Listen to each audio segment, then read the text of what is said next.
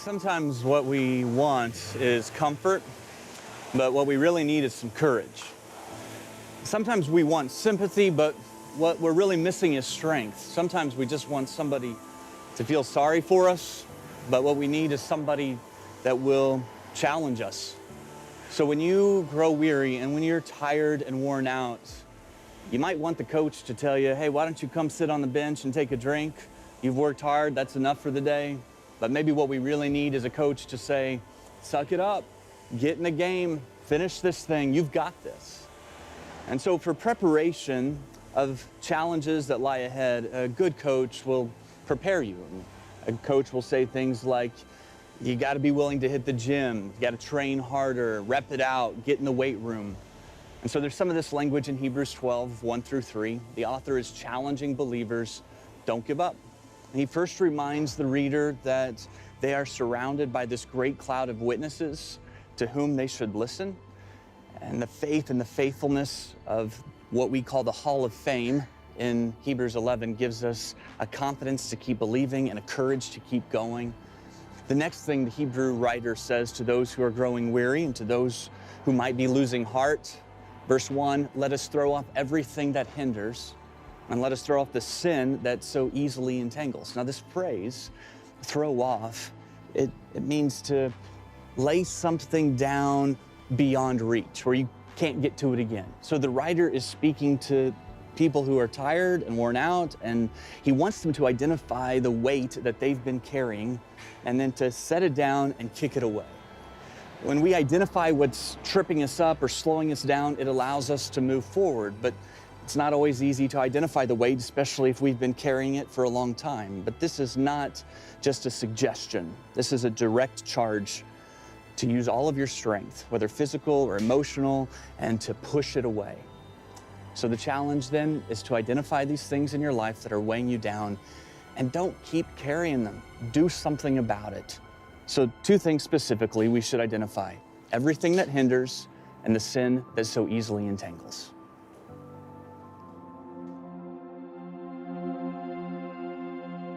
You know, I was probably an abnormally focused kid. When I got to Tennessee, boy, I really set my sights to a whole new level of focus and dedication through Dave Tegular and the beautiful people of Athletes in Action. And I went to my first Bible study. And so I was balancing this tunnel vision of trying to achieve this worldly goal with who am I? What was I made for? What am I called to do outside the realm of fighting for this big goal in the game of baseball? And by the time we were juniors, we went to the College World Series and we finished third in the College World Series. I got drafted in the first round, and it was kind of this whirlwind of a bunch of dreams coming true at once. But my start in the minor leagues didn't get off to a great start, my first full season especially. But then I found my way and started performing at a high level.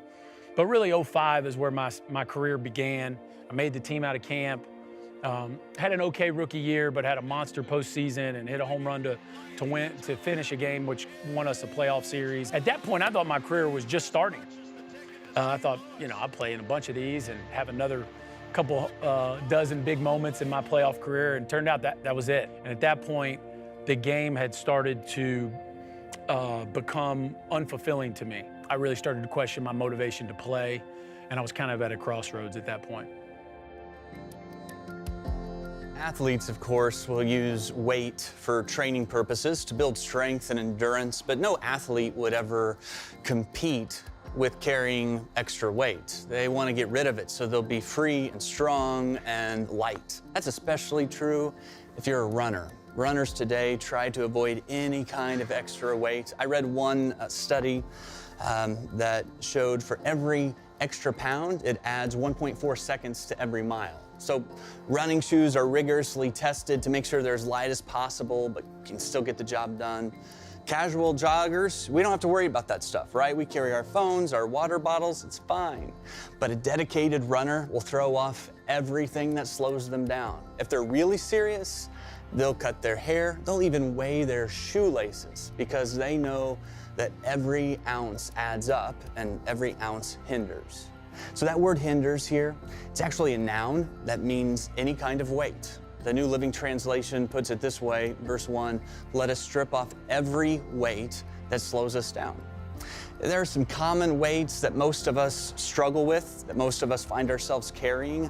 Weights like the lies we tell, the people we envy, the things we covet, our shame about the past, our anxiousness about the future. Those things can hold us back.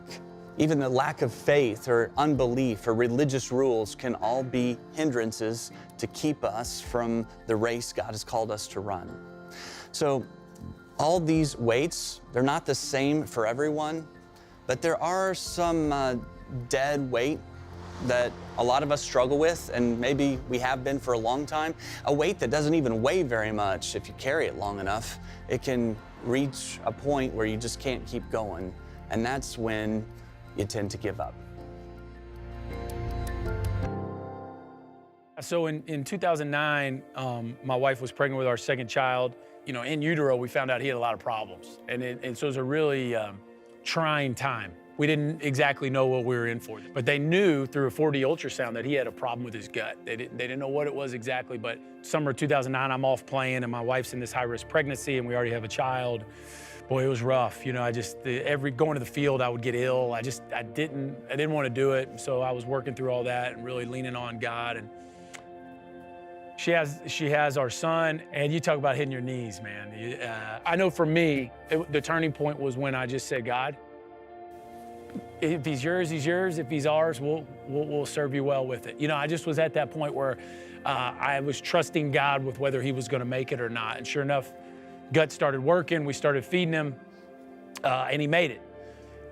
You know, the perseverance of a life of professional sports and leaning on God through the ugliness of my career and how it had taken turns that I didn't see, and finding joy in the trials of feeling like you're not fulfilling the promise that you thought you had in a public arena like professional sports, I think prepared me well for that trial. And so I think a lot of that prepared us for that season of just being desperate for God to show up in Jackson's life. As much as any weight that we carry, I think anxiety can be one that we all struggle with, and it can be debilitating. It can feel crushing to the point where you're just not sure if you can take another step. Now, while all of us may struggle with anxiety to some degree, it can be crushing for some and maybe just annoying for others. I know some of you might have a diagnosed anxiety disorder, and for you, anxiety is more than just a spiritual issue. A friend of mine who helps people with anxiety says that sometimes we are praying for restored hearts when what we should be praying for is restored serotonin levels. I agree with that. Now, there are others of you who struggle with anxiety because you can't stop thinking about everything you need to get done, or maybe your commute has gotten a little bit long and is stressing you out, or maybe it's the family that's coming over the holidays. Family issues can cause anxiety too. But wherever you are on the anxiety spectrum, I believe God wants to take that weight that you've been carrying. So if you could learn to hand it over to Him, I think it would change the way that you are running the race that's been marked out for you. Throughout the New Testament, as the new Christian community grew, followers of Jesus, just like today, were struggling with anxiety then. They were stressed out and feeling overwhelmed. One of the disciples of Jesus, Peter, wrote to a group of Christians who were struggling under anxiety because they were being persecuted by the Emperor Nero. And Peter begins his letter to these Christians by addressing them as God's elect, as exiles that have been scattered throughout.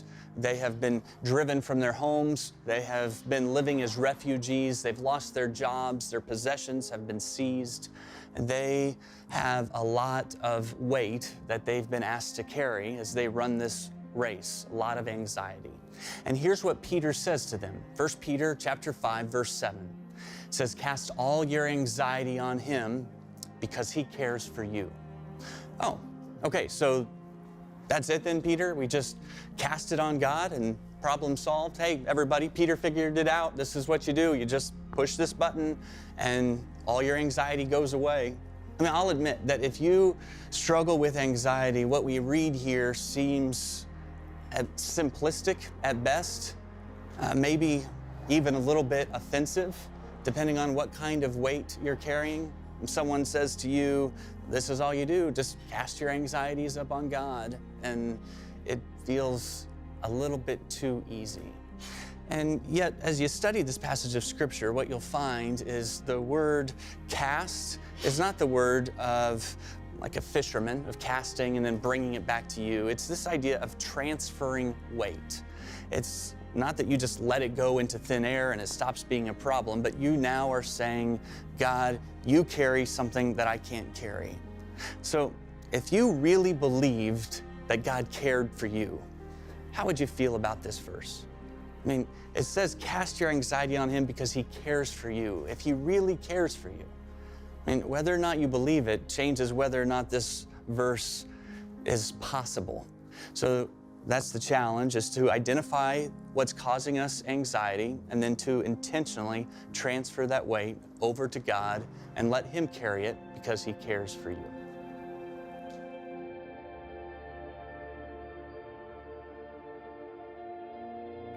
To me, sometimes in life, in whatever we're chasing after, the world may tell you that you need to add to achieve. You do this, go after this, learn that, and what I've found is that often it's the opposite, that like Kyle says, you need to throw off the weight. You actually need subtraction sometimes is a much more beneficial step than addition. And as a player, I tell young athletes this all the time.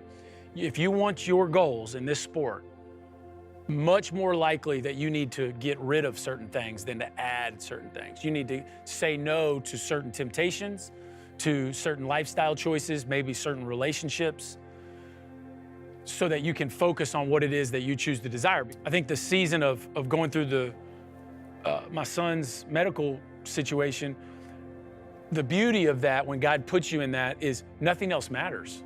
You do throw off everything else, because all that matters is literally the life of your child. And so you throw off these things because you're singularly focused on being dependent on what God has for you in that situation. And that's a lesson learned now as I move into, my business and my broadcasting career, and as a parent and husband, and now coaching youth sports, like that idea and that message of throwing off the weight, whether that's the weight of guilt, the weight of expectations, the weight of some of the shiny and glittery things of this world, like just getting rid of that and focusing on what matters, what God has called you to. To me, there's so much wisdom in that and freedom in that. And he wants to take our weight off of our shoulders, so that the wisdom of that Hebrews verse is so applicable to me in all those seasons of my life. But right now as a parent, where I'm really trying to be focused on this season of my life and be intentional with my kids in the home, because I know that won't last forever. So what anxieties have you been carrying that you need to transfer over to God? For most of us, what makes us anxious are people or situations that we don't have any control over. So for me, recently, that would look like teaching my youngest teenage daughter how to drive. That was very anxiety inducing, right? Because I felt vulnerable and I didn't feel like I had any power.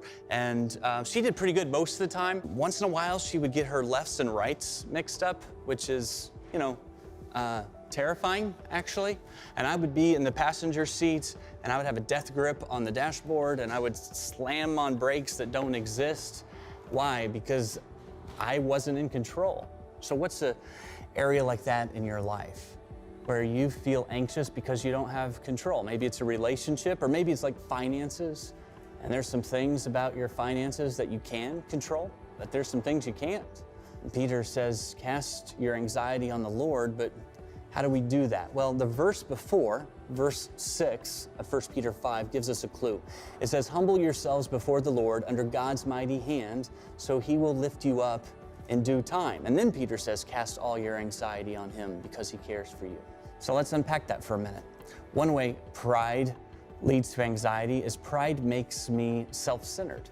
And the more self-centered I am, the more I'm concerned about my own pleasure, my own comfort, my own desires.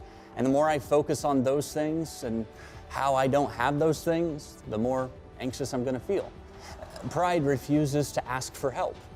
And so much of the anxiety that we deal with in our life comes because we refuse to humble ourselves and ask God or ask someone else for help.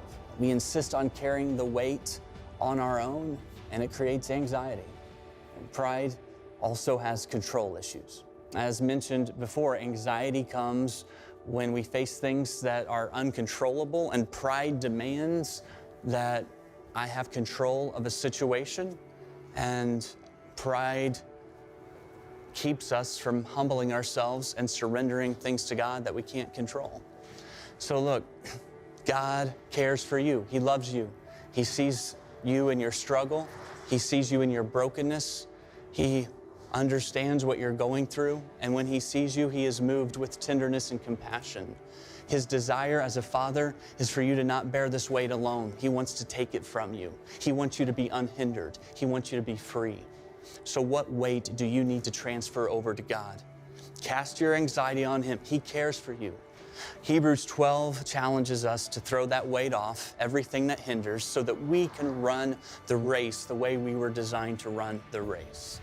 And there are a lot of different kinds of weights. We've talked about one for the most part, anxiety.